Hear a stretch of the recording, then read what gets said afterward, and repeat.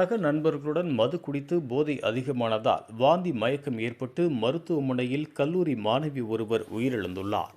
தஞ்சாவூர் மாவட்டத்தைச் சேர்ந்த கல்லூரி மாணவி 19 வயதான அஸ்வினி கேளம்பாக்கம் அடுத்த இந்துஸ்தான் கல்லூரியில் BCA 2ஆம் ஆண்டு படித்து வருகின்றார்.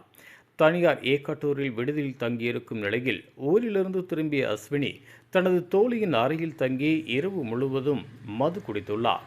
இதில் வாந்தி மயக்கம் ஏற்பட்ட நிலையில் நண்பருடன் இருசக்கர வாகனத்தில் கேளம்பாக்கம் செட்டிநாடு மருத்துவமனையில் சிகிச்சைக்காக சேர்க்கப்பட்டார். ஆனால் அவரை பரிசோதித்த மருத்துவர்கள் அவர் ஏற்கனவே இறந்துவிட்டதாக தெரிவித்தனர்.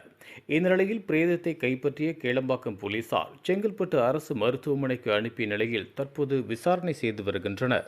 இதுபோன்ற உள்ளூர் செய்திகள், மாநில செய்திகள் மற்றும் பயனுள்ள தகவல்களை உடனுக்குடன் தெரிந்து கொள்ள GST ஆன்லைன் மீடியாவை இலவசமாக சப்ஸ்கிரைப் செய்து கொள்ளுங்கள்.